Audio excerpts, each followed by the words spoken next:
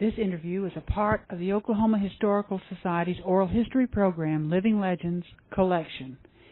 This interview was originally conducted on March the 25th, 1965.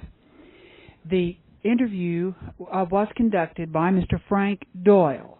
The interviewee is Mrs. Edith Wallace of Oklahoma City. This interview is being re-recorded on June the 24th, 1985 for inclusion in the permanent collections of the Oral History Program by Judith Mitchner.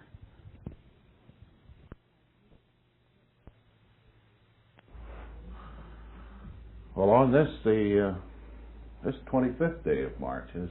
Yes. Of our supposed springtime. Well, we hope it's the last dregs of winter. And we're here We're supposed to be in spring. At 705 Northwest 19th Street. And as a portion of the Living Legend Library for Oklahoma Christian College. And we're talking with, is it Miss or Mrs. Wallace? Mrs. Mrs. Edith? Yes, Mrs. Edith. Mrs. Edith Wallace. And Mrs. Wallace, as you are well know, and have been on the other side of the microphone on interviews at various times, let's just find out some of the history of you and your family. Are you native Oklahomans? No, I was born and grew up in Iowa. Mm-hmm. Where in Iowa? In Council Bluffs, Iowa. And lived there through my childhood. My father was an early day psychiatrist. Oh, really? And married a high school sweetheart. Uh-huh. And lived there through my married life. Uh-huh. Had 4 children. And did not come to Oklahoma until after my husband's death. People usually want to know why you come to Oklahoma. That's right. What was the attraction? When I came, I thought it was only for a few years, but after I'd been here a couple of years, I knew I wanted to stay. And I've always been very grateful for the opportunity that brought me here. Did you come down for a visit or just what? No. I tried a number of things after I realized that I must earn my living. Mm-hmm. And none of them that I was trained for. Mm-hmm. Took me a few years to find myself and find the job that I could do. Those years were not wasted, though. They helped me find myself a little. And I'm a firm believer that eventually, if we try hard enough, the right door opens. And it did open for me. I went to the superintendent schools because I had taught before my marriage, kindergarten and first grade. And he suggested that I look into the parent education work that was just starting up there then. Mm-hmm. 2 women from the Extension Department of the University of Iowa were there and had organized a class, using it sort of as a pilot study because the work was very new then. And I had been going to that class because I was very much interested. My youngest son was only 4 years old then. And all through the growing up period of my children's lives, I had wanted something very much that would help me in rearing them. And in those days, there was no literature on the subject. Now you can't pick up a magazine or a newspaper without finding something that will help you in the rearing of children. But then there was only one book that I could find, and that was Dr. Holt's Care and Feeding of Children. Yeah. I had that book, but that's all I did have. You want me to go right on talking? You go right on. That's all very right. Interesting. Well, anyway, I had been going to these classes, and I was manufacturing mayonnaise at that time, a very monotonous job. But among the things that I had tried to do. And one day, more to relieve the monotony of breaking eggs and dripping oil than anything else, I started writing. My daughter had, in high school, made friends with an orphan girl, and she had been at our house a great deal. And she was quite impressed with the fact that I would stop what I was doing and answer my 4-year-old boy's questions. And she said to me one day, "Why don't you write down some of these things that you say to Don?" And remembering that remark, I started with some of his questions and some of the answers I'd tried to give him. And my oldest son, who was working at the YMCA then, when he came home, asked me what I was doing, and I hesitated to show him because he had always written very well, and I had never thought I could write. But when I showed it to him, he said, "Why, Mother, this is good. Why don't you try to sell it?"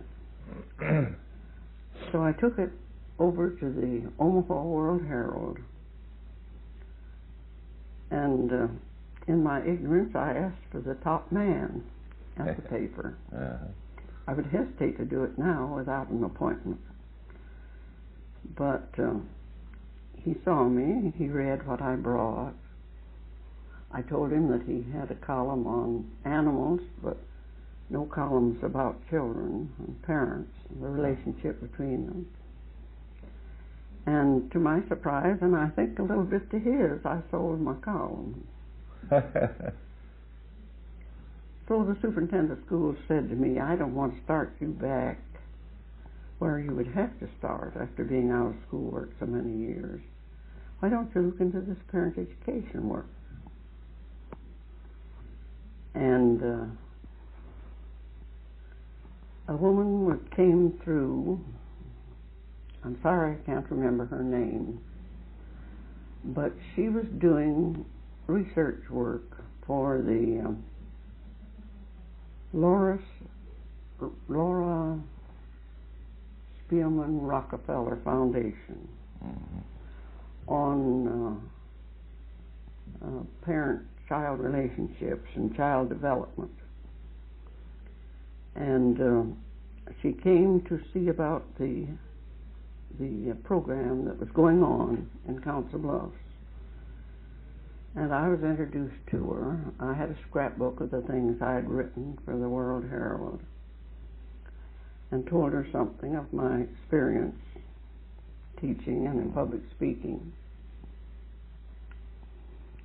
And asked her what chance there would be of my getting into the program.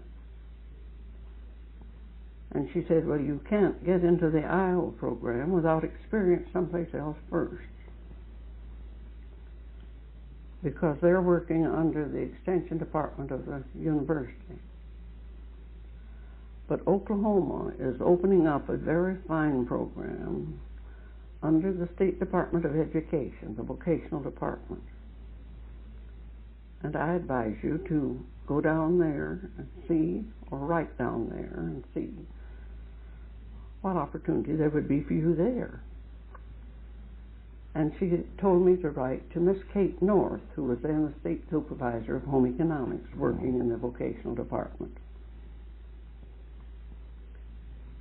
My experience has always been that a letter doesn't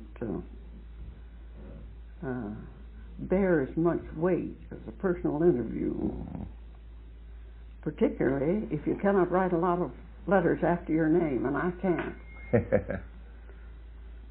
So I was a member of the Altrusa Club up in Council Bluffs, and they were having what was then a national convention. We're international now, in Austin, Texas. And I was coming down as a delegate from the club up there. So I wrote Miss North asked for an appointment on the day that I would be going through Oklahoma City. And to make a long story short, she sent me to the superintendent of schools in Oklahoma City and in Ardmore, Oklahoma, because in both places they were looking for someone to head what then they called Mothercraft Program. They hadn't at that time recognized the importance of fathers in the family life, and it was called Mothercraft.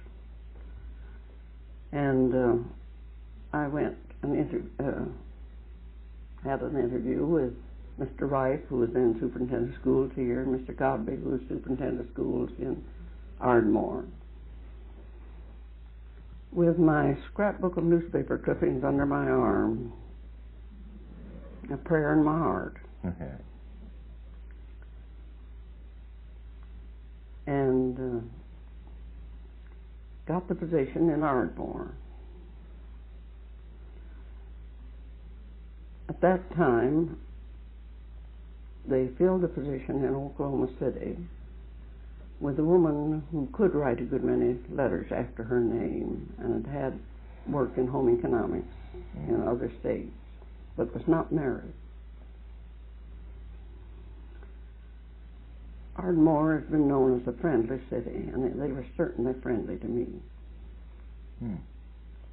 My three older children are much older than my youngest boy.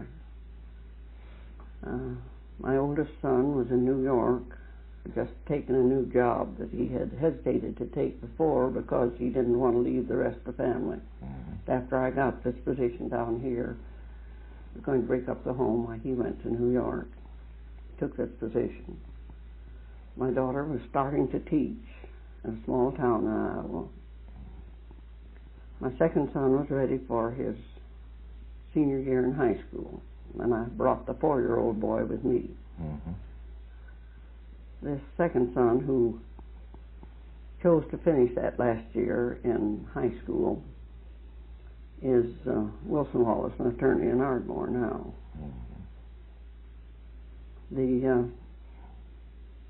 I came to Oklahoma, but before I came, on the advice of this woman who had given me this suggestion in the first place, I went to the University of Iowa and took an intensive summer course at the Child Welfare Research Station there. And did I work? I worked much harder because I had a definite goal, of course. I think all mature students that go to school after they've been out of school a while and have a definite objective in going back will work harder. That's true. Well, I came to Ardmore as a second teacher they had. The first teacher down there was talking about the mechanics of homemaking more in her classes. I know she had a class in millinery. She had a class in various things that homemakers do that we call the homemaking mechanics of household. And had become ill and had to give it up, and they'd been without anyone for a year or so. I came with my chief interest in family relationships and child development. And the women in Ardmore were ready for it. They were. What year was that? That was in 1927. I came to Oklahoma thinking I would find a flat prairie. And I was amazed when I crossed the Arbuckle Mountains on the train. It was the fall of the year. The dogwood was in bloom. Oh, beautiful. And redbud was in bloom. And as I watched out the train windows, I was fascinated with the scenery, with the beautiful wild cherry blossoms, I think they were, on the trees, and the redbud among them. And the classes in Ardmore were most inspirational to me. I think I learned more from the women who came to the classes than they ever learned from me. And after I'd been teaching there a few years, I was there altogether 8 years before I came to Oklahoma City. The requests from towns near there kept coming in for classes. And the State Department decided to have me spend half my time in Southeast Territory. Eugene Briggs was president of Southeastern Teachers College in Durant, and he was interested. And he wrote ahead and made my itinerary for me, and I started going off all over southeastern Oklahoma with classes. My 2 older sons had both come to Oklahoma by that time, and we had established a home. My daughter was married and living in Iowa. And then, of course, there were state meetings, teachers' meetings, and parent education meetings, and after I'd been in Ardmore a few years, we called it parent education instead of Mothercraft classes. And I had an evening class, fathers attended.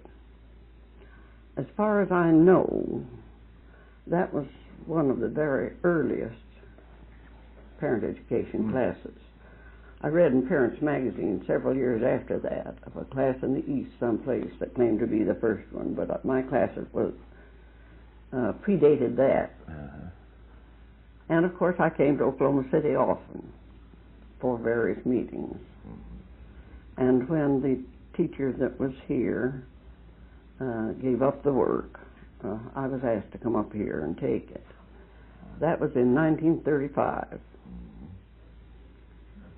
And I've been here ever since. And I feel like I was a native Oklahoman. I feel very, very loyal to Oklahoma. It's been very good to me. So many people feel that way after they've been here a while. Yes. I know we feel that way. We've only been here 6 years, but it means a lot to us. Yes. I think it's the friendliness of the people here. Yeah, we've noticed that. And during the Depression, when I would go back to Iowa, everyone seemed so depressed. And we hadn't felt it the same way here. There's a different, there's a spirit of hopefulness. I don't know what else to call it, that you don't get in the older states. No, that's true. And of course, I think we'll always feel very loyal to any state or any community that has helped you go ahead in the work that you're trying to do. And the work here was most stimulating. I couldn't begin to have the classes that were asked for. And they were organized through the PTAs pretty largely. And I had to have some sort of a schedule that would mean if I had been to certain schools one year, I would not go to them the next year. I'd have another schedule the next year. And of course, the success of any new work like that depends so largely on your superintendent of schools and the cooperation that you get through the schools, and I had fullest cooperation. Who was superintendent of schools when you came here? Mr. Rife. Mr. Rife. Yes. I'm ashamed I can't say his first name. C.K. Rife. C.K. Rife. And then after I had been, well, it was while I was still in Ardmore, I was asked to come over to Stillwater and teach at the Farmers' Wives School. They, every August, as you know, they have a big gathering of farm women there under the Extension Department. And they always bring in teachers on various subjects, and I was asked to come over and teach classes in family relationships. And for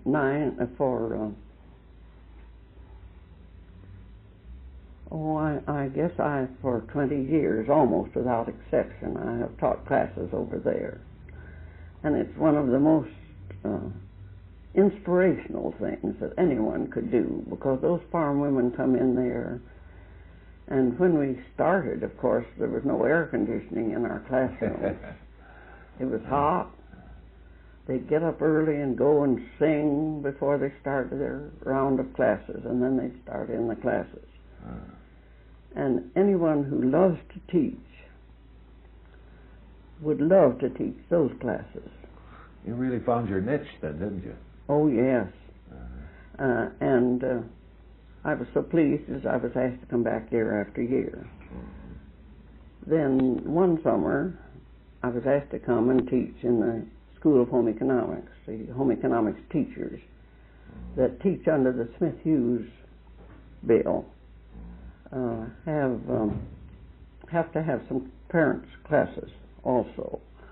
And these were very fine teachers, high school teachers, but they didn't know how to get an adult class organized. And the adult teaching is very different. People don't have to come. That's right. They have to want to come. So that I taught for 9 summers over there. And in fact, when I started my work with the Oklahoma Publishing Company, I was on my way to Stillwater when I stopped and talked to Mr. Harrison and Mr. Roberts, who was then head of Farmer Stockman. Oh, yes. And about coming into the Oklahoma Publishing Company as a home counselor. While I was having my classes here, they started calling me Director of Parent Education and finally Home Counselor. And I had been asked to have a class for parents over radio Saturday mornings over WKY. And I was writing for the Farmer Stockman. And also in the same field, though. Yes, all in the same field. So when I went to talk to them at the Oklahoma Publishing Company, I told them I was already doing quite a bit there, and I would like very much to give up the teaching through the schools and come in as a full-time home counselor for the company. And Mr. Harrison said he'd talk it over with Mr. Gaylord, and they would let me know. Was that Walter Harrison? Yes. I think I must have gone at an opportune time. The reason I went was not that I was displeased with teaching. I loved to teach. But because I was nearing the age when I would be asked to retire, because in the schools you can teach only so long. And I wasn't ready to stop.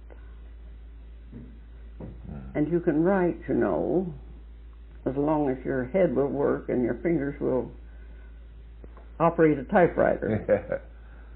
And you can find a market. So that I was very happy to get the word that they wanted me to come in there. That was in 1939.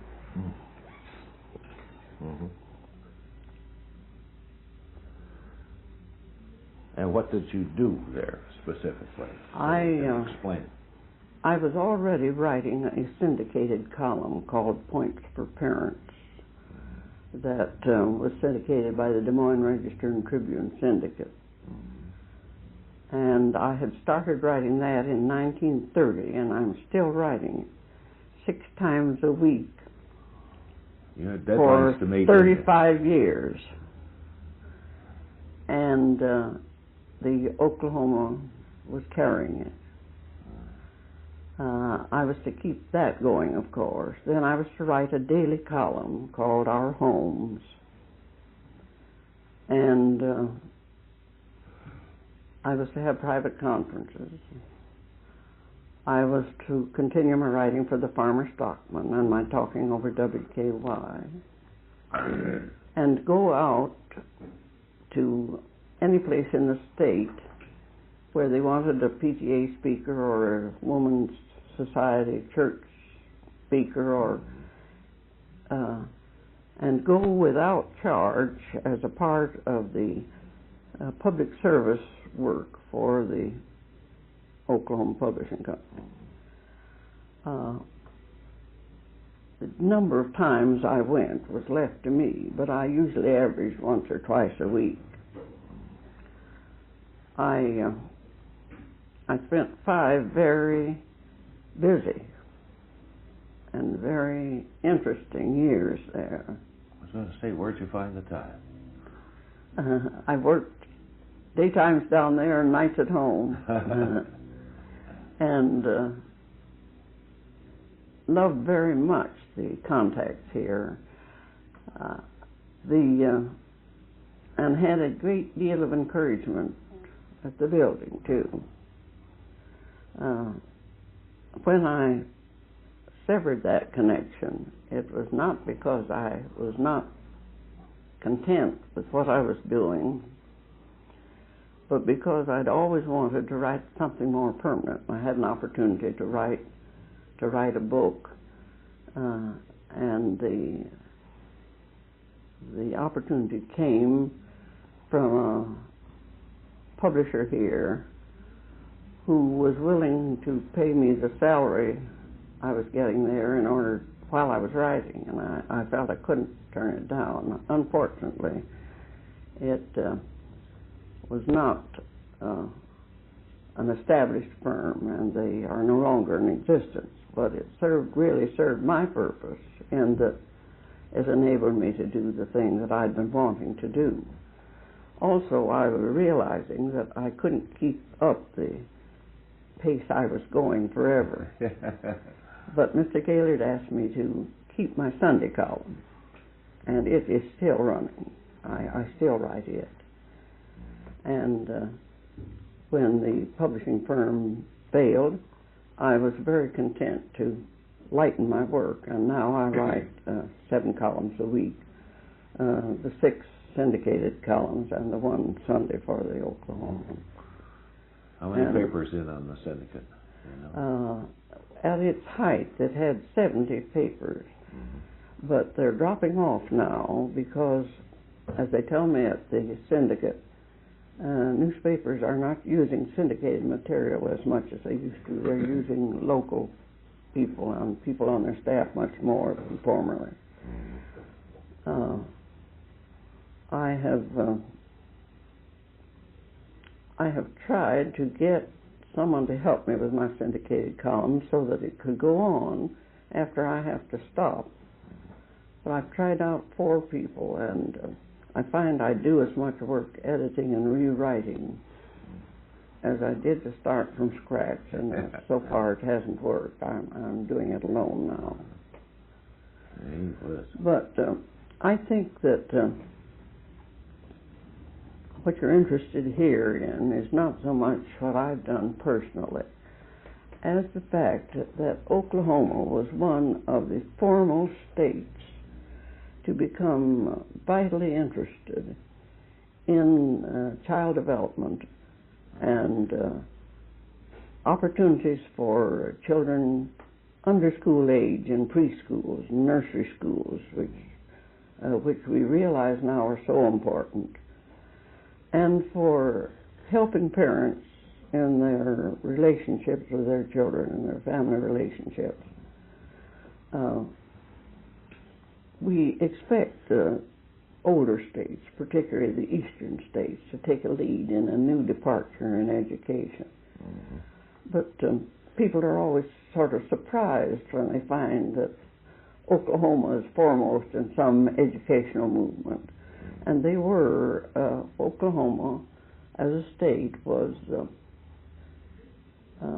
vitally interested in the parent education movement before many other states were. I think I should say, too, that I think this is due a great deal to the foresight and the interest of Mrs. George Calvert. She was, as Maud Richmond, she was the state supervisor of home economics when the work started here. And Then after she married and Miss North took it over, she stood right with Miss North, helping her develop it. And the vocational department out at the Capitol were helpful. And Oklahoma City and Tulsa and Ardmore, Enid, one or two other places were interested in getting teachers. We were paid half by local school boards and half by the vocational department of the State Board of Education. And the State Board of Education, in turn, was reimbursed half. They matched funds with funds that were set up by the Smith-Hughes funds. That, of course, was long before we had other funds coming from federal aid, by federal aid. And it was a part of the recognition that parenthood is a vocation. And that just because we bear children, we do not at the same time receive knowledge of the best way to rear them always, and all of us need help. I should imagine you ran into quite a few problems, didn't you, during the course of your teaching? Problems that were presented to you by the various parents. Yes. Particularly early in my work in Ardmore, I didn't have a car. I was very hard up when I went down there. I used to walk to my classes that were held in the schoolhouses. But some woman would usually take me back to my office, which was in the junior high building down there. And I found that the woman that asked to take me back was usually the woman who wanted to talk alone to me. And a car is a wonderful place for private conversation. All right. You feel shut in. You're sure there's no one listening. That's right. And the conferences that I had in cars, I always felt were the most intimate, productive conferences. The hardest thing about conference with parents is that they expect you to press a button and get out a wise answer. You just can't do that, you know. When you're dealing with human beings, there's so much they don't tell you as well as the things they do tell you. Yeah. And there just are no pat answers. What did you cover? What was the subject matter of your broadcast every day? In broadcast? Mm-hmm. Well, anything dealing with family relations. I had three types of programs. One would be sort of a lecture type of program, having to do with, they always want to know about discipline and about emotional life of children and about anything dealing with parent-child relationships. Then the next week, I would bring in a group of women from some town nearby. The PTA would send the women. I wrote the script. It was supposed to be spontaneous, but we didn't have time to work up to make sure. There just are no pat answers. What did you cover? What was the subject matter of your broadcast every day? In broadcast? Mm-hmm. Well, anything dealing with family relations. I had three types of programs. One would be sort of a lecture type of program,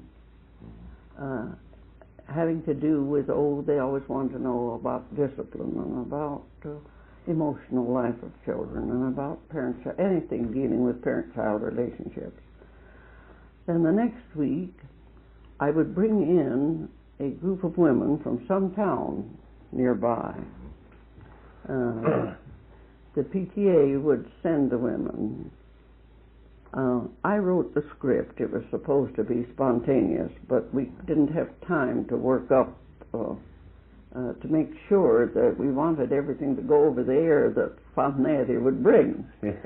And so I wrote the script, but I had it as though the women were discussing. Right. It was a discussion program with the women reading, about 5 women. And of course they loved to come in. Radio was new enough that they loved the experience of being in radio. Mm-hmm. And their town listened, of course. Oh, naturally. Which was fine. Yeah. The 3rd week, I had a dramatization called The Smiths and the Browns. The Browns did everything wrong, and the Smiths did things in more approved ways. I had a family, a mother and a father, an adolescent daughter, early teenage son, and 2 younger children. Of course, the women took the part of the youngest child because we couldn't have a child that could read that young. Women with high voices. Mm-hmm. But we had our cast that about once a month the Smiths and the Browns would come on. And that was an enlargement of the Points for Parents feature that I have in the newspaper. And I wrote that script. I've got all those things in my files. I think they'll just all be burned up someday, but I can't quite make up my mind to burn them up myself. You don't know what to do with them yet, huh? And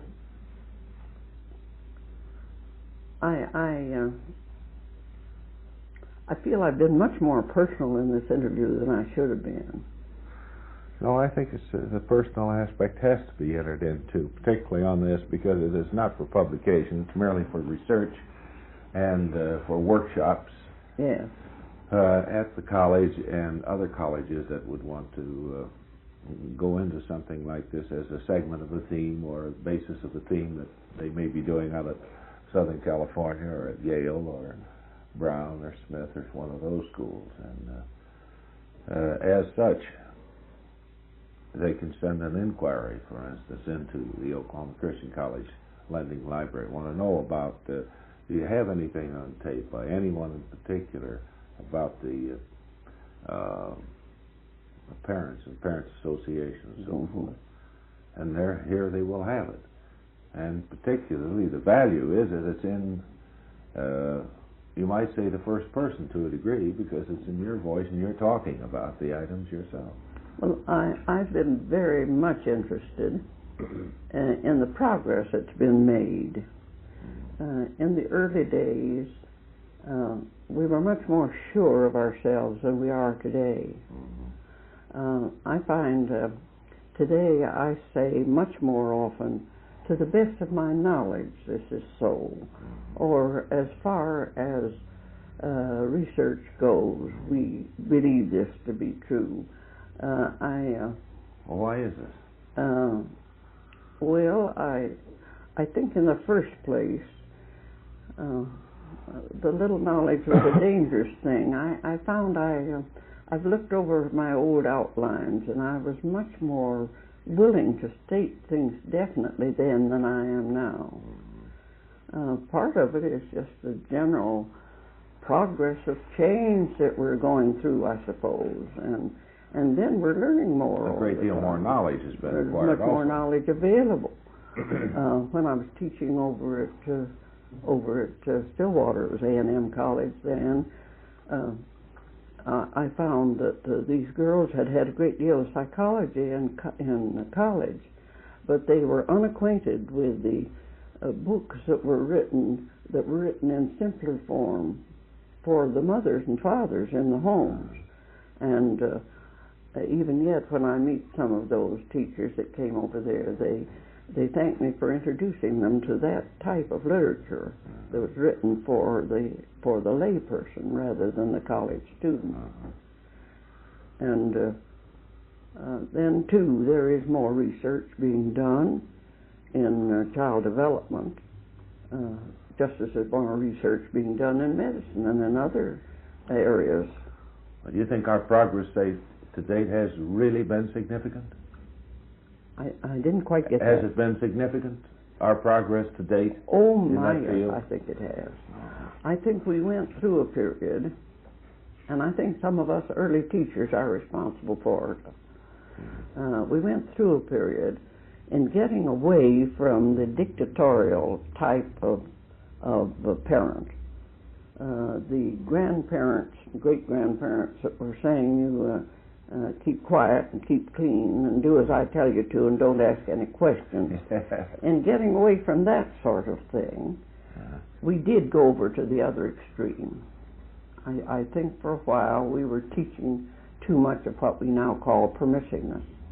And I'm very glad that the movement is coming back, the pendulum's swinging back, because children do need to know that there are certain limits beyond which they cannot go. They feel more secure when they have parents that love them enough to set some limits.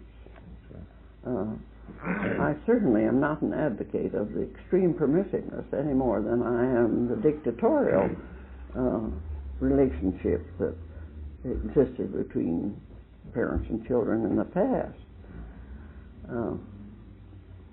Then, too, parents have to grow just as well as children. Do you think they do? Some of them do. Some of them do. Some of them do. Have you noticed, by comparison, a marked improvement in the behavior and the attitudes of parents now, as opposed to earlier days? Well, I think, again, parents are not as sure of themselves, just as teachers aren't as sure of themselves. I think it's a very good sign when people will say, I'm not sure I'm right. Though even that can be carried to extreme. I think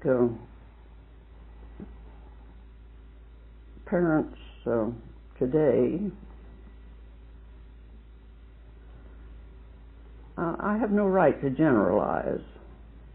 There are so many different kinds of parents.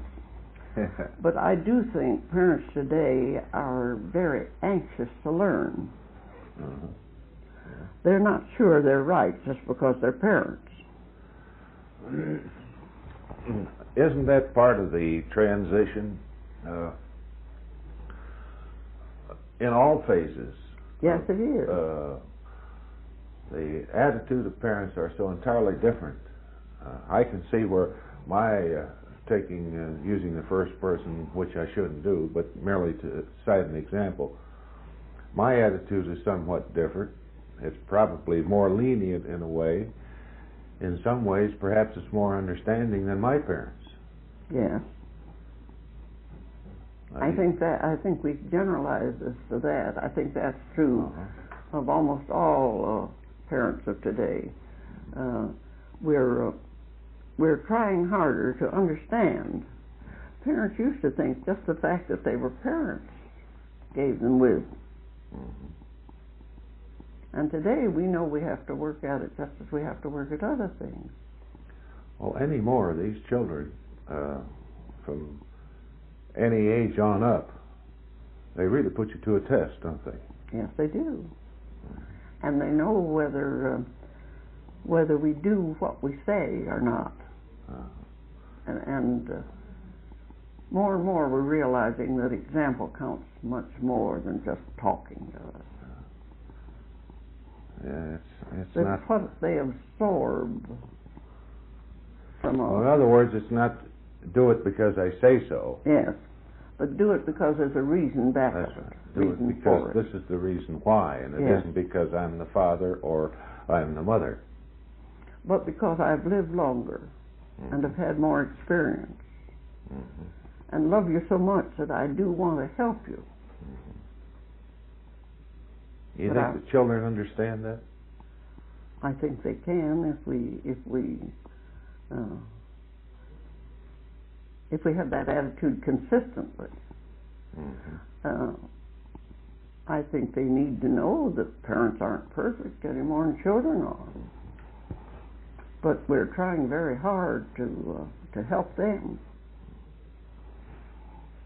I think our greatest danger today is in pushing children to grow up too fast. What causes that, do you think? I mean, I don't know. People say it's because of our pace, our fast pace, the many advantages that we have now as opposed to the earlier years, the means of communication. Yes, and I think it's because of greater emphasis on material things. That's perhaps... everyone gets so very ambitious that their children shall have everything that every other child does, that every daughter shall be popular, that every son shall join the right fraternity, and that they're pushing socially. I think many parents are too socially ambitious for their children's good.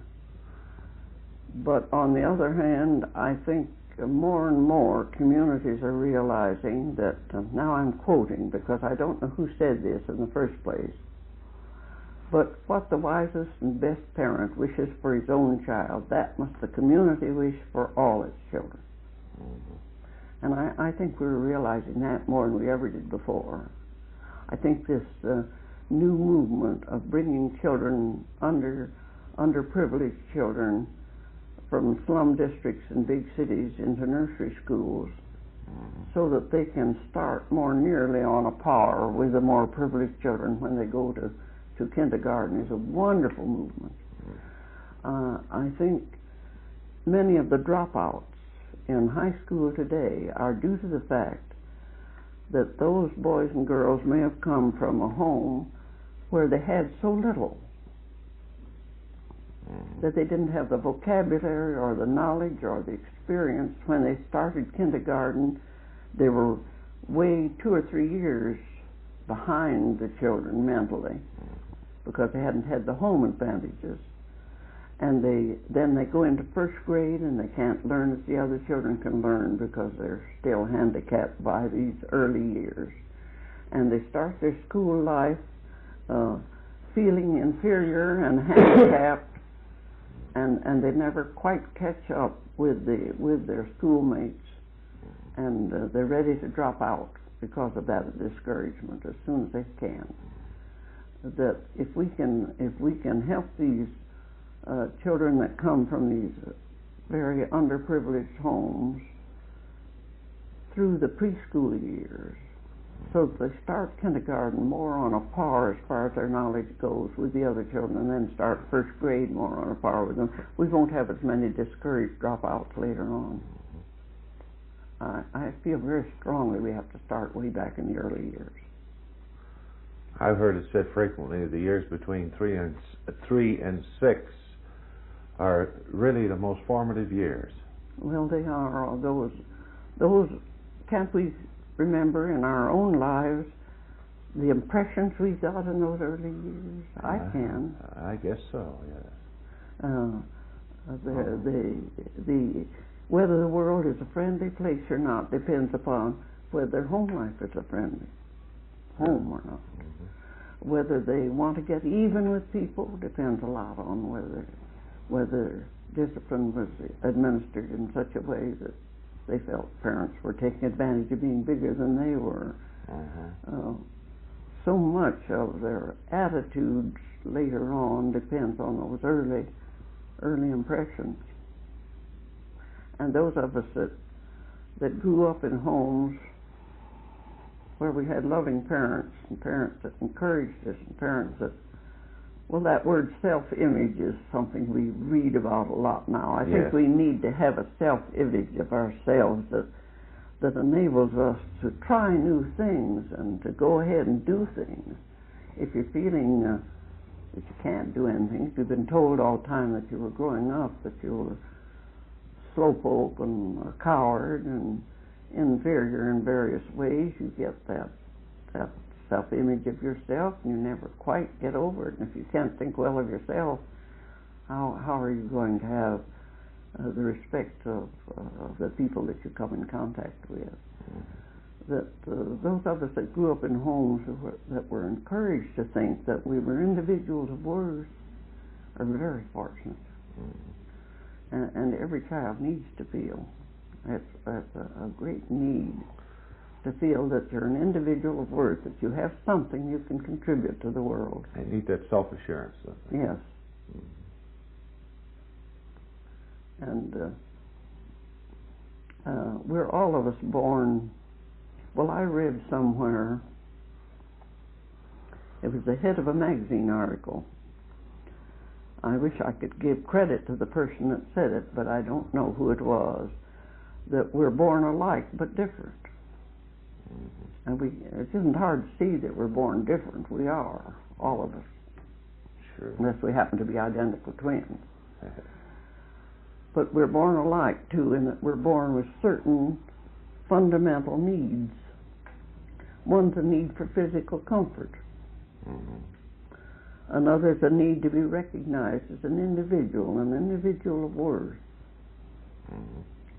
And another one is a need for new experiences. That's what many of these little preschool children in slum homes never have. They don't know what a cow is. They don't know what a library is. Many of them don't know what a book is. We need to be, we need new experiences. And most of all, we need to receive and give love. And we can't give love if we haven't received it. All right. Is the recording still going on? Oh, yeah, surely. Surely. Giving me a chance to air some of my views. I'm glad you did. I was just standing up to stretch my legs a little bit. Again, I think this is a wonderful thing that the Christian College is doing. I'm afraid I haven't contributed anything that's going to be of worth, but I am pleased that I was there. Well, I'm sure that everyone, in their own way, is making a contribution, because, as you say, that quote you said that you made, that everyone is born alike but different. It's true, because everyone's experiences and their experience has been so different. Yes. You must have been a busy woman. I have been, and I've been a very happy one. My married life was a very sheltered married life. My husband was president of the State Chamber of Commerce at the time of his death, and I was a leader in the community, and I was a very sheltered mother, very content to be a homemaker, make a home for my husband and my children.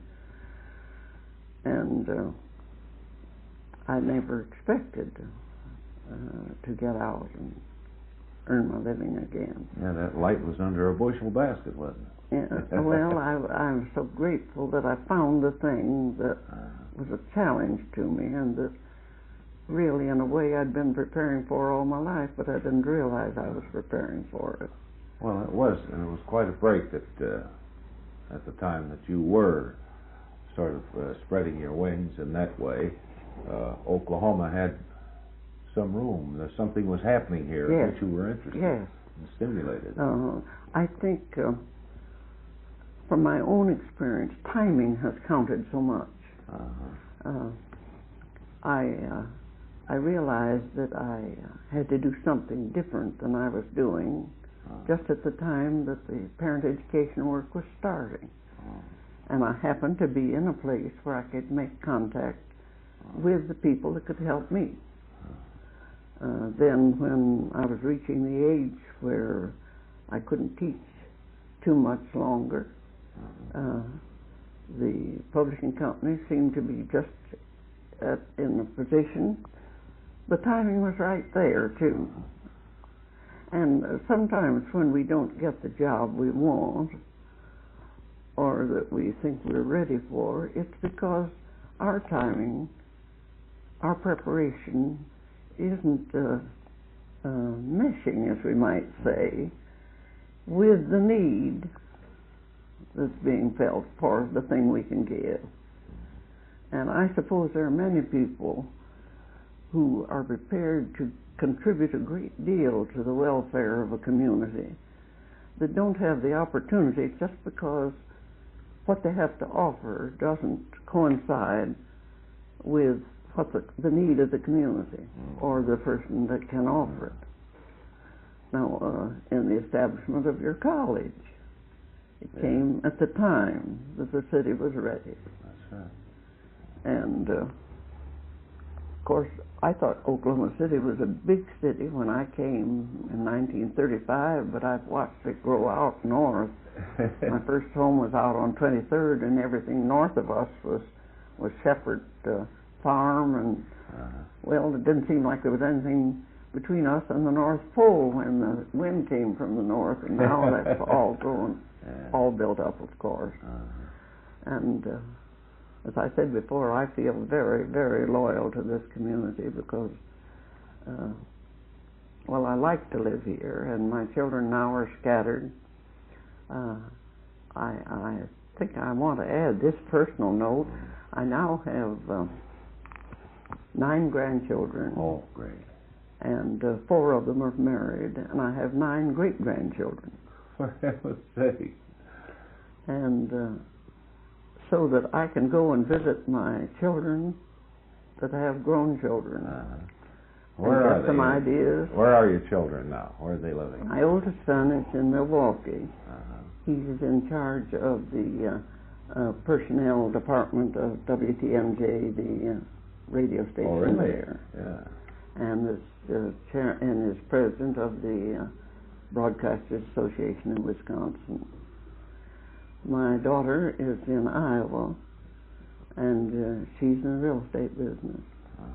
Her children are married, son and a daughter married, and my oldest son's 2 daughters are married. Then my youngest son, my middle son, is in Ardmore, an attorney. And his son is in medical school here, 2nd year, and his daughter in college. And my youngest son is in New York, and he's 12 years younger than his next older brother. And when I go to visit them, they have three boys. This youngest son is one of the vice presidents of Benton Bowles Advertising Company, in charge of new production in television. He's the executive producer of the serial Edge of Night that comes in over CBS, yes. And I enjoy very much my visits there because I get to live in a different atmosphere than I do anyplace else. Of course, I enjoy my visits with all my children. And I get most interesting letters from my married grandchildren, and stop off to see them when I can. And I feel I've been very blessed. It's the only regret I have now is that my life can't go on too many years longer. This world is such an interesting world. Isn't it, though? And some of us are going to have to leave it at a very interesting point in its development. Just when you Yes, get going. yes. Medical science is making it possible for some of us to live longer than our 70 years and 10, but we know we can't go on forever on this world, in this world, and I just thought as when we're sending men out into space, and when the civil rights movement is moving on as it is, and when there's so many new discoveries in science, we know about this world, and it's an interesting place. It sure is. What all are you doing now, Yes. Miss Wallace? What are you doing now, other than you're doing a Sunday column? Right? I have my Sunday column and my 6 syndicated columns, so I'm writing 7 columns a week. And I'm still doing some public speaking, and but I'm taking life a little easier than I did. Well, that keeps you busy enough, hitting all those deadlines, doesn't it? Yes. And I think meeting deadlines is a very good practice. Yes, I know what you mean. For anyone that wants to write, whenever a young person that has ambitions to write comes and talks to me, I always tell them that it isn't a glamorous job. No. It's a lonely job for people that like people. And if I didn't get out and meet people, and I couldn't stand it to write, because it is a lonely job. That's right. But if you are going to write, newspaper experience where you have to meet a deadline is very, very good experience. Because otherwise a perfectionist will write and rewrite and rewrite and rewrite until they lose all of the vital part of what they wrote at the first place. And when you have to meet a deadline, well, you send it up to the editor's desk and say, well, this isn't very good, but can't ring the bell every day. It has to go. And well, do you sort of discipline yourself to? Yes, I write every morning. Now that's the reason I made this appointment for afternoon.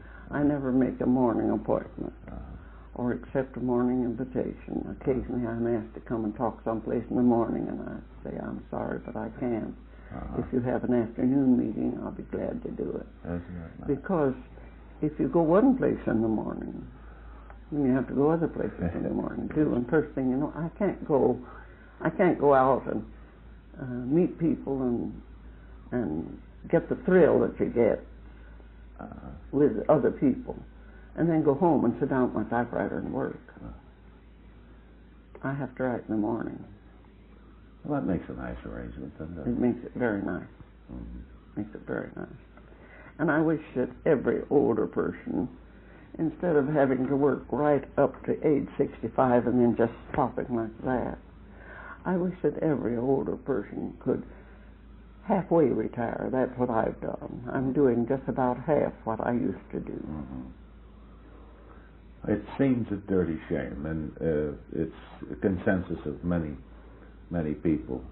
At 65, you're really in your prime in many ways. Yes, and there are more and more places in industry where they're beginning to recognize that. That's right. I was asked to help with a medical conference on aging up in Kansas City a couple of years ago, and they wanted to get it from a layman's viewpoint. The other people on the program were doctors.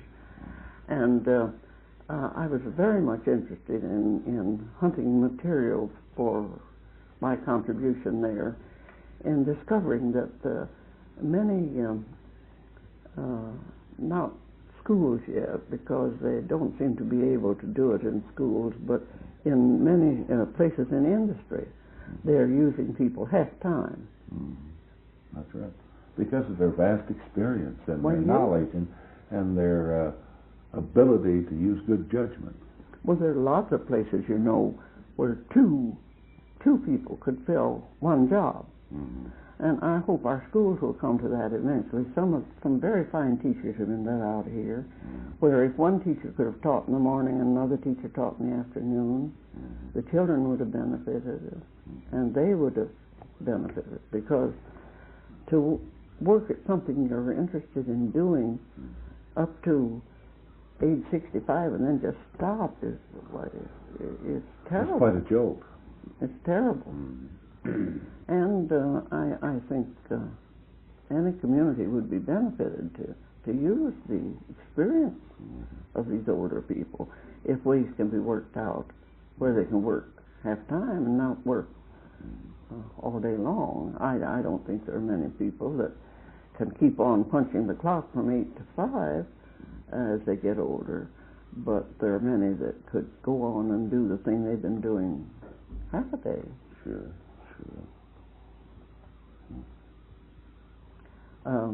Are you... I feel that your most valuable records are going to be from the people that came into Oklahoma early. From the historical aspect, yes.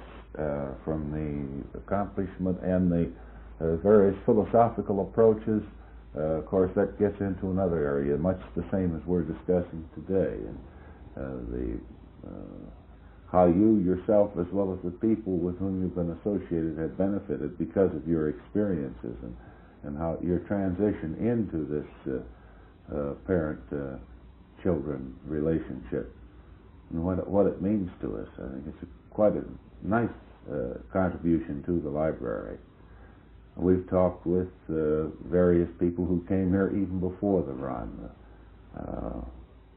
Our councilman Ty Aker, his father-in-law was here as an agent long before the run. He's 97 years old. I had quite a nice conversation for about an hour with him. That's wonderful. And he can recall so many things. Mm-hmm. And each one has their place in the niche in the library as to what has happened. How many records do you we have, to date, close to 40. That's wonderful. Anywhere from a half hour to an hour long, or 2 hours. I spent about 2 hours with Judge Hefner. Well, that would be interesting. Yeah. And he's quite entertaining. They lived in Ardmore when I first went to Ardmore. Oh, they did? Yeah. That's right. He was an attorney there, wasn't he? Yeah. And he came here as a justice on the Supreme Court. Yeah. So they were living there at that time. My children, my older children, with the exception of my daughter, my 2 older sons, came to Oklahoma later on. And they liked it just as I did. And the one son, who's an attorney, has stayed in Ardmore, and I've been very glad because it means that I go back there often and get to keep up my friendships down there. Yeah. I have no desire, however, to live anywhere but right here in Oklahoma City. Your roots grow pretty deep, you know, when you work with as many people as I have worked with here.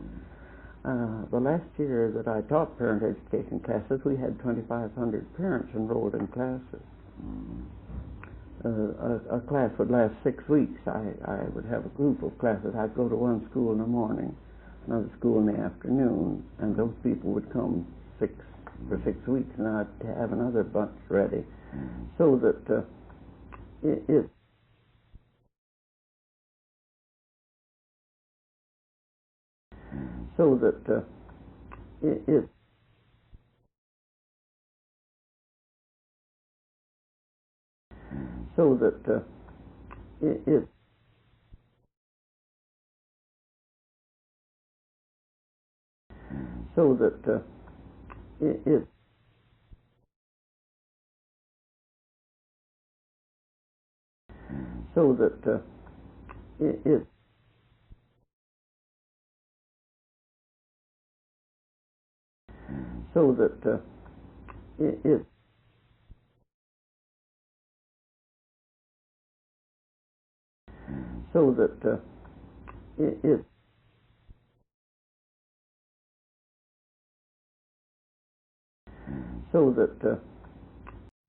weeks I would have a group of classes. I'd go to one school in the morning, another school in the afternoon, and those people would come for 6 weeks, and I'd have another bunch ready. So that it's very gratifying now when I go in a store sometimes and give my name, the clerk will look up if she's an older woman and say, well, I used to go to your class in such a school. Isn't that nice? But my children that were little then are grown now and married. And it's very gratifying to know that you've been able to touch and hope that you've been able to help as many folks as we had in our classes in those years. When I left the work, Mr. Rife asked me to recommend someone to take it. And I couldn't, because it takes maturity. You see, parents don't want to come to a class that a girl just out of college is teaching. No. And they discovered here in Oklahoma City they didn't want to come to classes that an unmarried woman was teaching. Women with a number of children felt that hers was book learning, and they wanted someone that could have practical application of that theory. So that it is difficult to find a teacher that will satisfy the adult students that come to the classes. That's right. Huh. Well, what do you think of our kids today in this world? Pretty sharp kids, aren't they? I think intellectually, children are ahead of what they used to be.